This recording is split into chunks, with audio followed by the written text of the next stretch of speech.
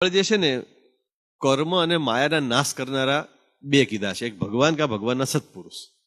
આ બે વાત આવી છે ને. અને હવે પછી મહારાજ સત્પુરુષની વાત નીચે કરવા માંગે છે. હવે મહારાજ હવે જે વાત આવે છે ને સત્પુરુષની વાત આવે છે. એટલે મહારાજ રાજી થકા હવે વાત કરે છે કે અમારા સત્પુરુષની સામર્થ્ય કેવી છે, એ કોણ છે, અને જગતના જે જીવ જે છે એ શું સમજે છે.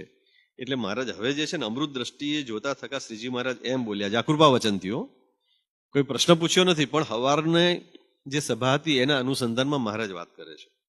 પ્રથમ તો આ જીવને કોઈ ન માનતો હોય ત્યારે એની વૃત્તિ કેવી હોય. જ્યારે સત્સંગમાં નવા નવા કોઈ આવે ને હરિભક્ત, ત્યારે આમ તમે જો સભામાં આવે ને તો એમ કોઈ ઓળખાણ પીછાણ હોય જ નહીં, એટલે શાંતિથી આવીને બેસી ગયા હોય એમ, કેમ કોઈ ઓળખતા પીછાડતા નથી. ત્યાગી થયા, અમે સાધુ થયા, અને નવા સાધુ થયા એટલે સ્વાભાવિક જ છે કે ભાઈ કોઈ ઓળખતું જ નથી એમ. તો કે છે પ્રથમ તો આ જીવને કોઈ ન માનતા હોય ત્યારે તેની વૃત્તિ કેવી હોય. અને પછી જ્યારે 100 મનુષ્ય માને, પછી જ્યારે 100 મનુષ્ય એને માને ત્યારે એનો અહંકાર પણ તે પણ નોખી જાતનો થાય છે. હવે 100 જણા માનતા થઈ જાય ને પછી એનો અહંકાર વધે, દેહાભિમાન વધે. મહારાજ હવે શરૂઆત ક્યાંથી કરે છે કે કોઈ માનતું ના હોય ત્યારે તો નિર્માની દાસપણે બધી સેવા ભક્તિ તમે કહો ને બધું જ કરતા હોય. પણ 100 જણા એને પૂછીને કામ કરવાનું ચાલુ થયું ને એટલે પત્યો જેમ જેમ સંચાલક, કાર્યકર, નિરીક્ષક અથવા તો કોઈ મોટેરા જેમ થતા જઈએ ને સેન્ટરમાં કોઈ પૂછીને આપણને આવે ને એટલે લાગે હા હવે બધા મને પૂછે છો, આપણે અમારી પર લેવાનું છે કે સાધુ થાય ત્યારે કોઈ પૂછતું ના હોય, હવે કોઈ પૂછે છે એમ. એટલે હવે એમાં અહંકાર આવે છે કે નહીં, અને જો અહંકાર આવે તો એમાં રાજીપો છે કે નહીં, એમાં રાજીપો છે નહીં. ત્યારે અહંકાર પણ નોખી જાતનો થાય છે. અને 1000 મનુષ્ય માને, લો હવે 100 કરતા 1000 માને તો વધારે થાય ને પાછું એમ. 1000 મનુષ્ય માને તથા લાખ મનુષ્ય માને તથા કરોડ મનુષ્ય માને. હવે જેમ જેમ મનુષ્ય માનતા જાય એમ લાગે હું હોઉં તો હોઉં થઈ જાય, એટલું બધું અહંકાર આવી જાય. ત્યારે એનો અહંકાર તે જુદી જાતનો થાય છે. હવે કોઈ માનતું ના હોય ને 100 મનુષ્ય માનતા હોય ને કરોડ માને ત્યારે હરખો હોય કે વધતો જાય. પણ કોને વધે છે? દેહ ભૂમિકાએ વર્તે છે એટલે અહંકાર વધતો જાય છે. ત્યારે મહારાજ એ જ કહે છે કે સત્સંગમાં આવ્યા પછી દેહ ભૂમિકાને આમ છોડવાની છે. હું પૂર્ણ સ્વામી છું ને એવું મનાય એટલે દેહ ભૂમિકા છે, પણ એનાથી જુદો મને મહારાજે મુક્ત કર્યો છે એટલે આત્મભૂમિકા પર જવાની વાત આવે છે. જ્યાં સુધી હું પણ રહ્યું ત્યાં સુધી અહંકાર રે ને રે. હું ટળે હરી ઢુકડા, હું ને હરી બંને જોડે રહી શકે નહીં. એટલે અહીંયા મહારાજ કહે છે અને ગમે તેવો મોટો થાય એના કરતા પણ અહીંયા મોટો કીધો છે એમ. પણ ત્યારે સવળા વિચારવાળો એમ જાણે છે, એના કરતા પણ વધારે મનુષ્ય માનતા હોય કે ગમે તેવી મોટી પોસ્ટ સુધી પહોંચ્યા છે, પણ ત્યારે સવળા વિચારવાળો, અવળા વિચારવાળો ના કીધો. જેનો વિચાર સવળો છે ને એની સમજણ કીધી છે. એટલે શું માને છે હવે આપણે તપાસવાનું છે કે ભાઈ આપણે કઈ સમજણથી જીવીએ છીએ, આપણી કઈ સમજણ છે. અને જો આપણી આ સમજણ હશે, દેહ ભૂમિકાની સમજણ હશે ને કે હું તો ફલાણો હરિભગત છું કે હું સંત છું, તો અહંકાર આવશે અને મહારાજથી છેટાપણું થશે. પણ મહારાજ કહે છે સવળા વિચારવાળો તો એમ જાણે છે આ મારી જે મોટી તે આ વડે નથી. મને બધા માને છે ને એને લઈને મોટી અપ છે ને. અપમાન જીરવવું બહુ હેલું છે, એ અઘરું છે પણ એ જીરવી શકાય. પણ ગુરુજી ને ગુરુદેવ કહેતા માન જીરવવું ને એ તો બહુ અઘરું છે.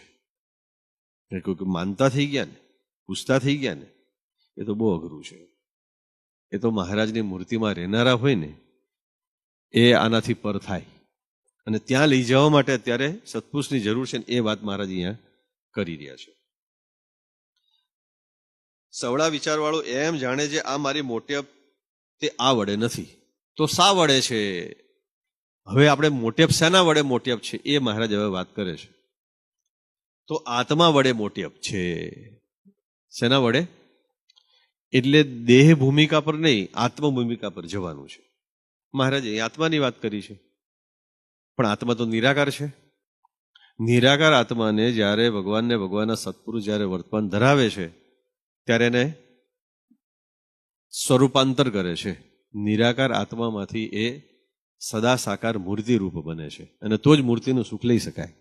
નિરાકારથી ભગવાનનું સુખ લઈ શકાય નહીં, કારણ કે પોતે નિરાકાર હોય અને ભગવાન તો સદા સાકાર છે, એ સુખ લઈ શકાય નહીં. એટલે એના જેવા થવું પડે. જેમ દાળ બનાવી છે અને દાળમાં આખે આખું લીંબુ નાખી દીધું હોય તો ચાલે? દાળ લિક્વિડમાં છે એટલે લીંબુ જે સોલિડ છે ને એને કાપીને કેવું કરવું પડે છે? લીંબુ નીચોવવું પડે. એટલે લિક્વિડ ભેળું થાય તો દાળમાં ચાલે. એમ ભગવાન સદા સાકાર છે અને સદા સાકારનું સુખ લેવા માટે એ નિરાકાર ચૈત્યનું સ્વરૂપાંતર મોટા પુરુષ કરે છે. અને પછી હવે હું કોણ છું? તો હવે હું મહારાજનો અનાદિ મુક્ત છું, મૂર્તિમાં રહેનારો છું. આ ખરી મોટી અપ છે. જે મોટા પુરુષે આ કારણ સત્સંગની અંદર જે આવ્યા છે ને બધાને વર્તમાન ધરાય ત્યારથી કયા કોલ આપી દીધા છે? અનાદિના કોલ આપી દીધા છે. એટલે એક મોટે પેના વડે છે કે ભાઈ હું અનાદિ મુક્ત છું. હવે અનાદિ મુક્ત જે છે એ મૂર્તિમાં રહી છે અને બાપજી તો કહે ને કે મૂર્તિમાં ફિટ કરી દીધા છે. હવે પોતે તો કશું કરવા સમર્થ છે નહીં, એને હવે સુખ જ લેવાનું છે. અને આવી રીતે વર્તતા હોય ને એને કોઈ બોલાવે ચલાવે ના બોલાવે તો એને દુઃખ થશે? પેલું દુઃખ થઈ જાય છે. હેન મને કોઈ પૂછતું નથી ઘરમાં, કુટુંબમાં, પરિવારમાં. આ અહંકાર આવે, દેહાભિમાન આવે. પણ હું મહારાજનું મુક્ત છું એટલે પેલી મોટે પાના વડે કીધી છે. અને બીજું આગળ જે કીધું જ મળેલ સંત, એને અનુલક્ષીને બધું સત્પુરુષ ઉપર આવે છે, પણ મહારાજ સંત કહે છે. અને બીજું સંતને સમાગમે કરીને મોટે અપ છે કે સમાગમ તો આપણે કરીએ જ છીએ, કથા વાર્તાનો લાભ તો લઈએ છીએ ને. આપણે સંકલ્પ સભાનો લાભ લઈએ છીએ મહિનામાં 2 વાર, પ્રત્યક્ષ કાં તો ઓનલાઈન અથવા પૂનમની સભાનો લાભ લઈએ છીએ. ક્યાંક આપણને પ્રત્યક્ષ ગુરુજીનો લાભ મળતો હોય છે. સમાગમ તો કરે છે, અઠવાડિયે સભામાં સંતોનો લાભ મળતો હોય છે. પણ સમાગમે કરીને શું પાકું કરવાનું છે? તો મોટી અપ થાય. તો અહીંયા વાત આવે છે કે સત્પુરુષના સમાગમ કરીને આપણા જીવનમાં શું પાકું કરવાનું છે? ત્યારે જુઓ ને, એવા મોટા છે તે પણ સંતના ચરણ રજને ઈચ્છે છે. મોટા મોટા જે પરોક્ષમાં દ્રષ્ટાંતો કીધા છે એ પણ સંતના ચરણ રજ કહેતા એવા સત્પુરુષ છે, એના ચરણ રજને ઈચ્છે છે. ત્યારે સંતને વિશે શી મોટી અપ છે તે કહીએ છીએ. હવે આગળ મળેલા સંત જે કીધું છે ને, તો એ મળેલા સંતને વિશે મોટી અપ કઈ છે એ મહારાજ હવે વાત કરે છે. એની અંદર આપણું સિદ્ધાંત સૂત્ર આવી જાય છે. SMVS નું આપણું સિદ્ધાંત સૂત્ર ખબર છે કયું છે? કયું છે? સર્વોપરી સ્વામિનારાયણ ભગવાનની ઉપાસના દ્રઢ કરી અનાદિ મુક્તિની સ્થિતિ પામવી, એ જ કારણ સત્સંગ. તો એ વાત અહીંયા આવે છે. તે મોટી અપ કહીએ છીએ. જે દ્રવ્ય પદાર્થ કે રાજ્ય કરીને કોઈ મોટી અપ નથી. દ્રવ્ય પદાર્થ ઘણા બધા મંદિરો થયા છે ને બહુ બધા માને છે ને એના કરીને કોઈ મોટી અપ છે નહીં. પણ મોટી અપ તો ભગવાનની ઉપાસના અને ભક્તિ વડે છે. પેલું શું કીધું? ઉપાસના અને ભક્તિ વડે છે. એટલે પહેલી વાત આવી સર્વોપરી ઉપાસનાની વાત આવી ગઈ છે. ભાઈ ભગવાનની ઉપાસના દ્રઢ કરવી. અને બીજું સંતને આત્મનિષ્ઠા છે તે મોટી અપ છે. એટલે એવા જે સત્પુરુષ જે છે એ સ્થિતિવાળા છે. અહીંયા આત્મનિષ્ઠા કીધી છે. એટલે આત્મનિષ્ઠા એટલે મહારાજની મૂર્તિમાં રહેનારા રોમરોમપણે, રસબસપણે એકતાને પામ્યા છે. અનાદિ મુક્તિની સ્થિતિ એ ખરી મોટી અપ છે. લોકો બોલાવે ચલાવે, બહુ મોટો વહીવટ થાય ને એ મોટી અપ કીધી નથી. એટલે સર્વોપરી સ્વામિનારાયણ ભગવાનની ઉપાસના દ્રઢ કરી અનાદિ મુક્તિની સ્થિતિ પામવી, એ જ કારણ સત્સંગ. અહીંયા પામી ચૂક્યા છે એની વાત આવે છે કે ખરી મોટી જે પામી ચૂક્યા છે. એટલે જે મૂર્તિમાં રહેનારા સત્પુરુષ જે છે એ સત્પુરુષની અહીંયા વાત આવી છે કે જે મૂર્તિમાં અખંડ રહી છે. એટલે આખું સિદ્ધાંત સૂત્ર પણ અહીંયા SMVS નું આવી ગયું. આ ખરી મોટી અપ છે. એટલે આપણને કીધું છે કે ભાઈ આપણે ઉપાસના પાકી થયા પછીનું સેકન્ડ સ્ટેપ કયું છે?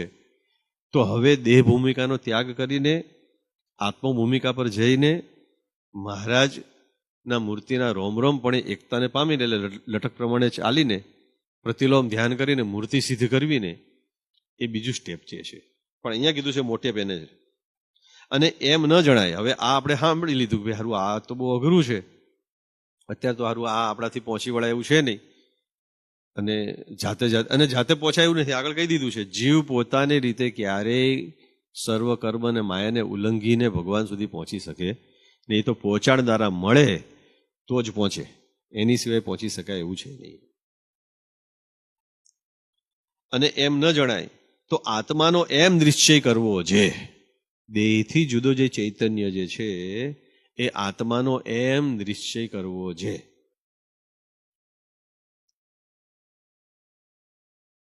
પ્રગટ ભગવાન જેને મળ્યા હોય, શું કીધું?